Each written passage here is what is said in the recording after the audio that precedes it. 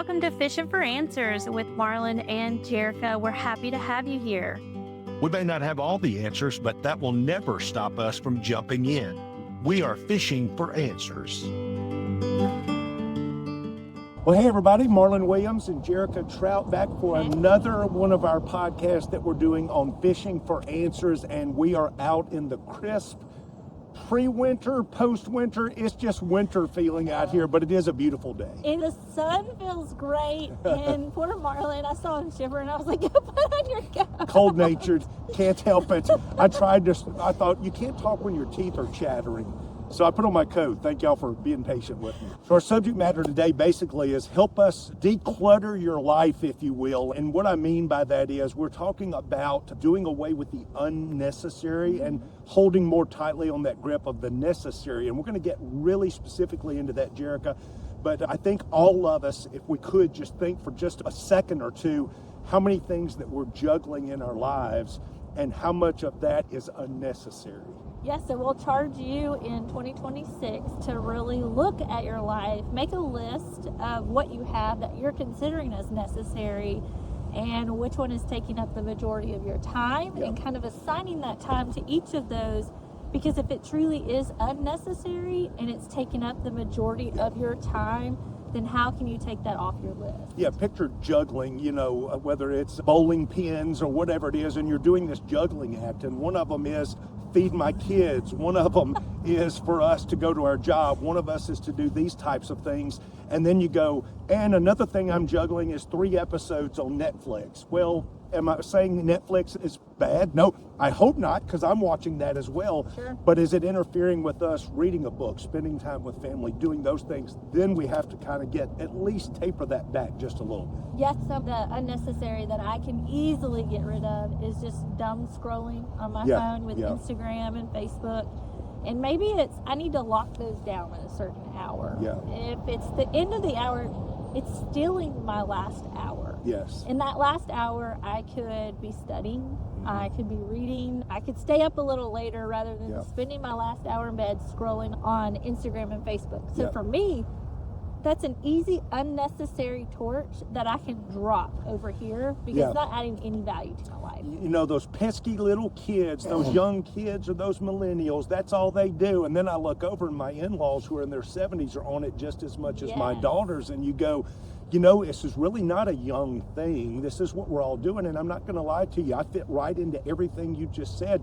I enjoy it, or I've convinced myself I enjoy it. And I'm obviously a communicator. And to me, I'm looking for, somebody messaged me. I must message them back right now. And I'm a quick answerer when it comes to those kinds of things. So yes, that's one thing, juggling, that I could go, let me at least not rip the Band-Aid off. Let me start subtly. Let's cut back a little bit, see how it goes, then add a little more and cut back.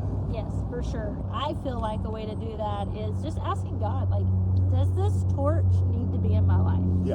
Or does this activity or this job or this presentation or this friend or whatever it is that you decided were necessary, truly asking God, direct me in this path. Yeah. Is it necessary to stay on my list, or is it something I can drop?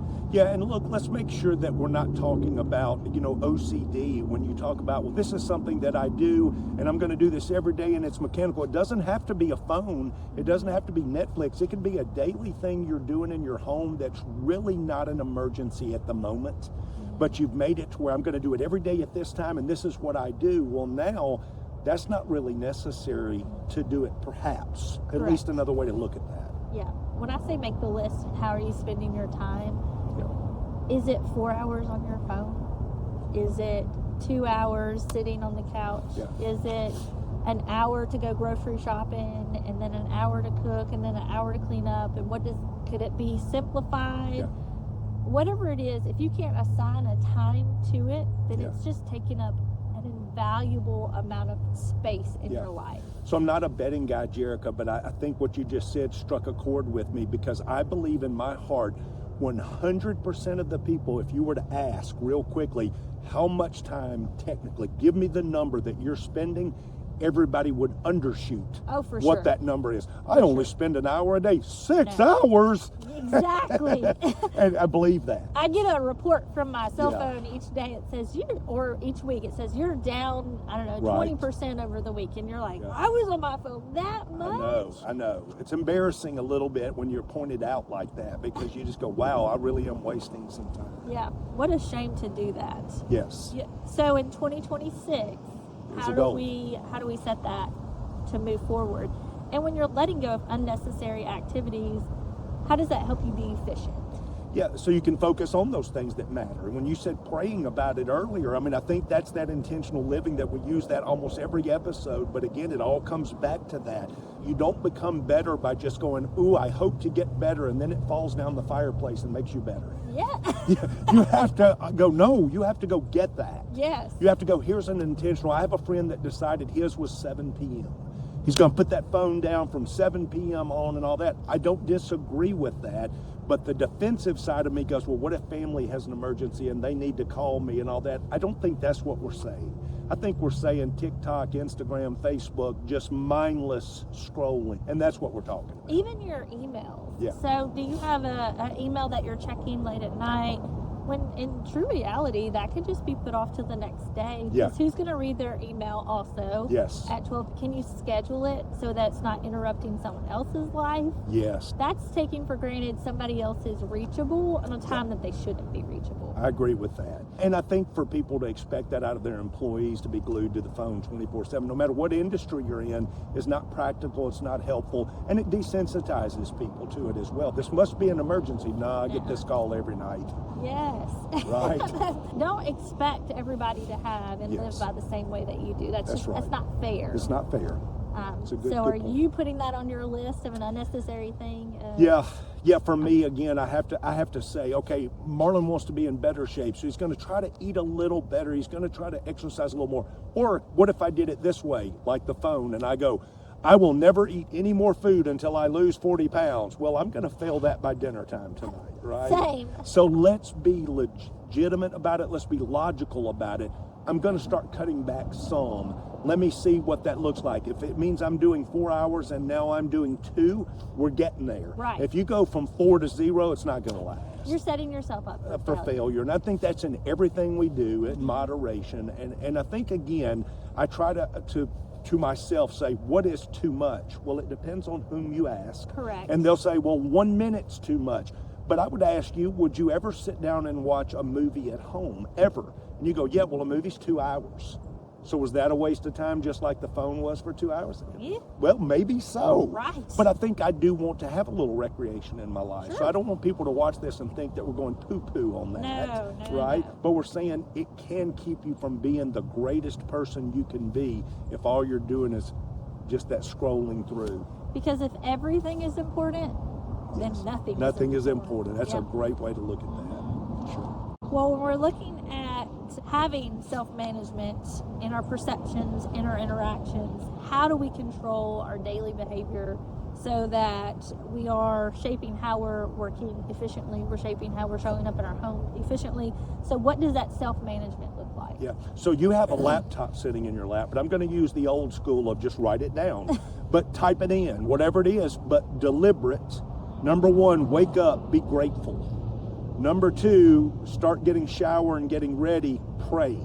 Number 3, and you make this list of 10 or 20 things that are your normal day, and then go back and look through it and go, you know what I left out?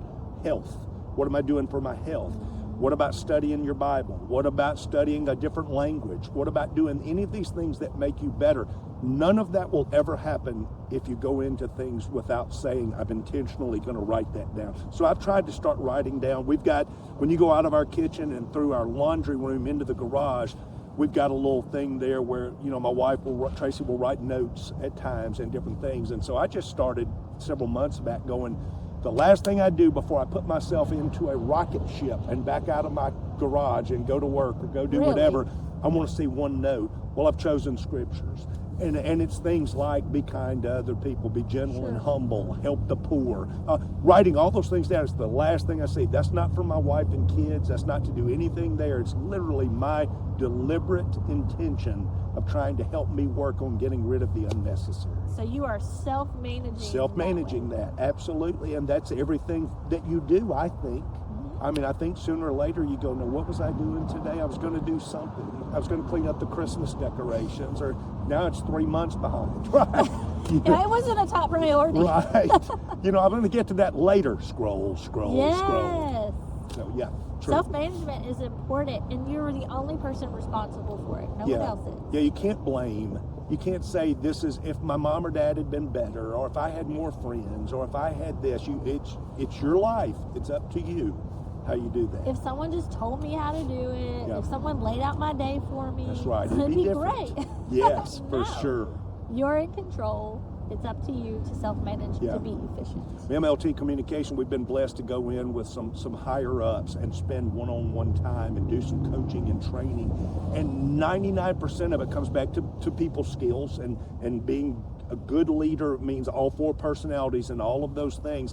But the other part is just intentional with your day, because again, people will spend your time for you. And you and I have talked about the committees, and I was on 11 at one point, and then you just go, you can only do so much and be valuable to those that you're representing. Yes, which I think that goes right into multitasking. Yeah. If you have all of these torches or all of those committees, and you still have a job to do, or you still have to show up in a certain way, what's the reality behind multitasking? So I'm going to tell you, multitasking began as a word in computer data, and that computers were set up to work at that moment 1,000 different algorithms and all of these different things, multitasking all at once, because it can do that. The human brain can't do it. And so when you tell somebody you've got to be a better multitasker, what they're saying out loud is, I don't want you to give 100% to any of our customers or employees, because number one, you're not.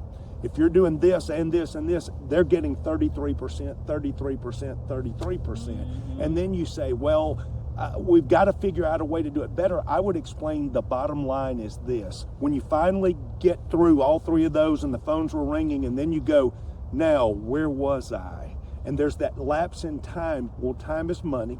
Money's the bottom line, and you've wasted time by trying to multitask. Yes, you're just quickly shifting between them all. That's the definition for sure, and I think a lot of people will tell you, and rightfully so, even in the industries in which you work and I used to work, sometimes you have to greet the person in the front door and answer the phone and stuff the envelopes and do all of those things because you don't have a choice. But I would say if I'm going to have somebody operating on me like a doctor, I want to be the only thing they're doing. I don't want them multitasking while I'm doing that. Yes, I want all full attention. Yes, all me, 100%. Yeah. So are we doing a disservice to our customers? Are we inefficient by making errors because we can't remember where we were, getting back on the right path? Therefore, things are slipping through the cracks. Yeah. Our customers aren't getting our full attention, or even, say MLT, if you're going to sell MLT, if they don't have your full undivided attention, do they feel that you're going to show up with them, to them in a way that's meaningful, that will do the work for them or not? Yeah. You got to be deliberate with that, I think, for sure. And you're wanting to make sure people know that you are their top priority. But I also want to be logical for those people back in the industry like what you work in now. There are just some days when you don't have a choice. It's dictated. You do the best you can with it. People have differing views on if I've got a customer in front of me and the phone's ringing, which one do I help? I've always been under the assumption myself, if somebody took the time to come on foot into the office, I'm going to take them first. Sure. Then maybe it's even, please hold for just a moment. I'll be right back with you. Pause. Then now may I help you and do that. Some days there are 12 people in each of those lines. Yes. So the phones ring and ring. And I've always appreciated, I've got several friends in the industry that started call centers even within the utility group so that they literally were answering all of the calls for any reasons. Yes. And then distributing it where it needs to properly go. Because anybody can press forward. It's where it goes that matters, right? Yes. So I actually sat on the other end of our call to get to the phone tree, and I don't like it just as much as everyone else doesn't like it, but it does help you be efficient on where you plan. It does. It does. Gets you in with the right person in a more quickly manner. Yes. And I think they do appreciate that for sure. But again, I think when you don't have that center, that call center, we have to do the next best thing. But let's get away from that industry and say, but for average, everyday people, multitasking is something you're going to hear from a boss or a supervisor. They don't fully understand what they're asking of you, or they would stop doing that. Yeah. So that's when you say, would you like for me to drop one thing so that I can do this one proficiently? Absolutely. So that it gets 100% of my time. Yeah. So I would take that to your home. If you are multitasking, you're helping your kiddo with their homework, you're trying to cook the dinner and plan for the next week's meal, where can you say, I'm going to set this over here and give it time and attention when it's due, and I'm going to pay attention right here in this time. So if you're helping the kiddo with homework, that should take, and maybe it's 15 minutes of your time, but it's going to drag out longer if you're splitting it between, right? Yes. So I'm going to give you 15 minutes of dedicated time. Right. Answer your questions. Okay, you're done. Cool. Send it in. Now I can move on to the next thing. Yes. Because you're lying to yourself if you think you are efficient without error in doing all of those things at once. No, and the research is there by the tons. We can put some in the show notes if anybody would like to see those, that basically says you are less productive and here is why. And they've got the numbers. And it's staggering, the mistakes that you make by multitasking. Yes. Again, some companies can't help it. They've got 3 employees and 1,000 things to do. You do the best you can to try to mitigate that. But if you have an option not to do it or not to require your people to do it, that's the better route to take. And there's a difference in doing more than one job. Like maybe you have a certain hat you have to put on. I can do that job at its full capacity after I finish the other job that I have my hat on. Because we know in smaller places you have to wear more than one hat. Yes. That doesn't mean that you have to do all 3 jobs at one time. No, that's properly put in its time of day, or the little compartment area that you've got available to that. But like you said, I'm going to give you that 15 minutes. Let's spend that fully engulfed in this, and then we'll move to the next thing. Yeah. So as we have our torches going, right, we're juggling here. How do you, for those of us who cannot juggle, myself, Brady's a good juggler. Yeah. How does that make you feel when you see people who are able, or looks like they're able to juggle all of these things? Well, I gravitate towards them. You and I have talked about, does it matter who you eat lunch with, or does it matter who you sit at a table with? Yes, it does. They either make you better or worse, right? If they're just there and nothing, no bleep on the radar, then why are you even with them? I mean, there's got to be something. So I think when I see that, I think there's somebody who has self-control.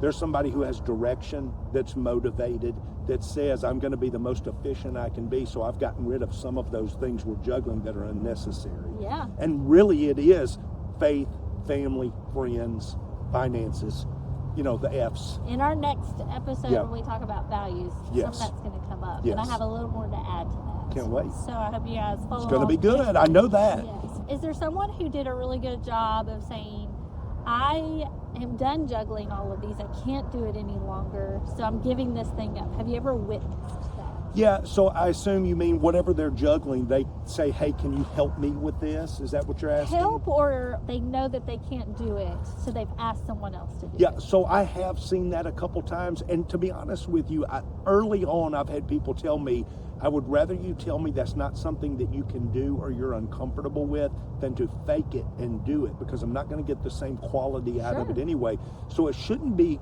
my opinion, perceived as a weakness. It should be a strength. Number one, that I trust you to do well. But number 2, if you can handle this for me, it'd be great, because right now this is happening. And I do want to preface that with, I know you're busy too. Absolutely. I don't want you to think I'm giving this to you, right? But if you can help me do this. But yes, I've seen a couple people that were able to do that. And I'll use myself again on all of those committees that I was on. And I woke up one day and I thought, I don't even know where I'm going. I mean, I don't even know, was that today or was that tomorrow? And I'm looking at my schedule, my head's spinning, and I'm not at home, and I don't get to go to dinner, and all these things. And you go, I didn't really get anything accomplished today other than driving from one to the other, to the other, to the other. And so I cut it out. And it wasn't that they weren't, but I just prioritized what were the most important ones for me. I love that example so that our listeners can hear and see that in real life. Yes, because it is real life, and you have to find a way to get some of that off of you, because some of the other, like even last week's podcast, we talk about the stress sometimes that seeps in. This is self-inflicted stress. Yes. When we're juggling, we need to be going, please help me, friend. That's what your friends are for. That's what and your your friends are family, for. people in your Yes. corner. If you can't depend on them to help you with Yes. those tasks or those torches, Yep. then what's the point of having them in your circle, in your community, and, Yep. and having them to help lift you up? I'm going to segue real quickly. Sure. The same subject matter, but you just said it when, friends, that's what friends are for. I agree. I've told you this before, I know, Jaerica, but I think we've got to be more proactive on the one that's not doing the juggling, but the other friend who should know you enough to know, I know you're juggling a lot, let me help. Yes. Now we're not putting it on the other person getting rid of it as much as you taking it. Yes. And helping them. And if that's not what friends are for, I don't know what is. I right? know that we need to have more friends like that. More, who are willing to do that. and we need to be that friend. Yes. We need to be that friend to other people too. And if you're not that friend already, I charge you to be that. Yes. Oh, it's a life changer. It's a game changer for sure. And I'm so thankful for those people that say, hey, I can tell you're a little bit stressed today. What can I help you do? And they mean it. Because a common phrase in general is, instead of that, is this: hey, call me if you need Hate me. it. They're never going to call. They're never going to call. I'll never call you. No, just say, I'm here to help you. What is that? And I've told that story when we lived in Tupelo, Mississippi, and we were selling our house and moving to Batesville, and like a group of men just showed up. And they brought wrenches and hammers and screwdrivers and wagons to load stuff in. I mean, they literally said, we want to take the stress off of you. Let me do it. Let me do it. Well, I've never forgotten it. Mm-hmm. You know? don't forget things like that. No, it's life-changing. And Yes. so that's fun. Let's have some fun. Yes. Well, I want to do a little experiment, but before I do that, I'll ask you to tell us a little bit about like how you're tracking your multitasking and where your attention is to. So like the tick marks. Yeah, so I had read this a long time ago and did some studying about it, and it said for those of us, which is all of us, by the way, that underestimate how much time we're wasting, we try to pick one thing that's measurable very quickly. So put your phone on vibrate, on buzz, whatever, turn it where you can't see it, and put it face down and ignore it. Yes. But every time it buzzes, even if you weren't looking at it, you heard it buzz, take a little sticky note and put up 1 on there, a little hash mark. And then as you're coming back and going, okay, I'm back listening, buzz, it buzzed again. Put number 2. Now, you get to 50 tick marks on there, and you go, man, my phone has started ringing off the hook, but I didn't look at it. Yes, you did. You did. Whether you used your eyes or your ears, it was a in distraction, and it was in control. Yes. And that's when every time I do it, people go, not me, I can ignore that. No, you heard it. You heard it, even slightly. And therefore, it took you off of this direction, and it made a hiccup. And then you get it back, and you go, and then buzz again. It's a hiccup. And you do that, and you never get to where you want to be because something else is constantly, if somebody's doing this with a pen, Oh, I can't concentrate. if somebody's chewing loudly on potato chips or smacking on gum, all of those things are little things that you go, that's not a pet peeve. That is a distraction. Yeah. And so we have to find ways to not let it be a distraction. So for me, the tick marks is an easy one to do. You don't have to do it with the phone, do it with something else. How many times have I been scrolling, or whatever? How many times did somebody come in my office? Yes. Which again, we lose track of because it's so busy and there's somebody else. And here's the notorious comment. You ready? I have an open door policy. Come in anytime you'd like. You don't really mean that. You do mean it, but you really don't, because at some point your boss needs something out of you, and you got 8 other people in your office all day. You don't get it done. I know. So it's hard, I know. I say I'm always available even when I'm not at work. My phone's on me. And I have answered my phone on a cruise before. I know. And I admire a lot about that. And I'm similar to that as well. I don't want you to think I'm sitting here going, Jaerica does that. I was that way too, and I always said my door is always open. Yes. And it really was. But it also prevented me from being as efficient as I could have been with a lot of other things. So I think that's the juggling act, right? Yes. Trying to figure out which one is the most important. Yes. Okay, so speaking of distraction, do you know how to do like the hand games? So I don't know what you mean. So like, do this. Bum, bum, bum. Bum, No, I'm terrible at this. And then you do it again. I don't know what's happening. No, I'm terrible at these games. My girls are watching this going, what's wrong with him? Okay. This way, this way. Stop here. Clap here. Clap here. Clap here. Nope. Nope. Your right brain and left brain. Okay. Yeah, they don't. They don't do that. Yeah. Okay, rock, paper, scissors. All right, you ready? 1, 2, 3. Rock, paper, scissors, shoot. So you play a different game than I play. Rock, paper, scissors, shoot. You got me. Okay, so we're going to keep doing that. But every time on shoot, we don't say it out loud. You just throw one out. But we're going to continue our conversation. Yeah, I don't know what you said. Let's do it. Let's do it. Ready? What now? We're still talking. Oh, okay. But you let your mind shoot. So you don't say rock, paper, scissors? No, we're going to have a conversation. So is it 3 or 4 times? Rock, paper, 4. So how was your salad at lunch today? It was so good. Thank you. And you still keep going. Yeah. For those watching at home, you're still watching the Fishing for Answers podcast. But I do get the point, don't you? That's watching is that you can't do those two things easily. Right. And for some people, it's a little easier. But you can't even, in your mind, you're trying to concentrate on the conversation. Yes. But think about what your next throw is. Yeah. Did I get the right amount of stance? Did I throw on the right thing? Your mind's all over. Yes. One of the things we do in one of the MLT classes that we have is we have Legos, like a kid's toy.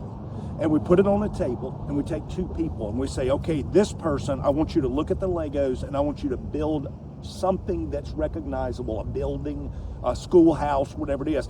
This person, I want you to turn your back to the Legos, and I would like one person right here telling you, counting 1 to 100, and another person over here going A, B, C, D, E, F, G, and I want you to make that same thing, and it's not doable. No. Number one, what does this have to do with it? Well, because your life will never be perfect. Somebody's not going to say, stand in front of it facing it. They're going to say, fix it from where you are. Yes. Then you've got 1, 2, 3, 4, 5, A, B, C, D, E, and you go, where was I? Or what do you mean? What do you mean? As you can see, Marlin was It's the same thing. Yeah, you picked the wrong person to play those games. Man, I thought you were going to do this on my wrist when I messed up. But anyway, it's all fun. But really, the purpose is to show you that if you're not giving the attention to the main thing in your life, then you're distracted, and you need to give up some of those torches. Yes, for sure. And again, when we go back to us having the conversation and doing that, it's trying to figure out what's the most important at that moment, and then do that. Yeah. So I love that. Well, I hope that you enjoyed this episode. If you're not following along, please be sure to do so on our socials, on anywhere that you listen to podcasts. Give us a follow, share with someone that needs to hear us, comment, tell us what you like. Yeah, we just hope 2026 is so great for you. And when we talk about doing things on purpose, you watching this and then sharing it with other people and helping this grow, we're going to be bringing in some outside people to talk with us. And those are things that some of them are everyday superheroes and others are really superheroes. So we look forward to you being a part of that. Absolutely. So till next time, we hope you keep doing the small things. Thanks. As we close out this episode, I just want to remind you that each one has been brought to you by MLT Communication. Whether you're a single person or a group of people, they're here to help you build a positive work culture from boardroom to break room. Learn more at mltcommunication.com. Thanks again to MLT Communication for supporting the show and helping us to keep the conversation going.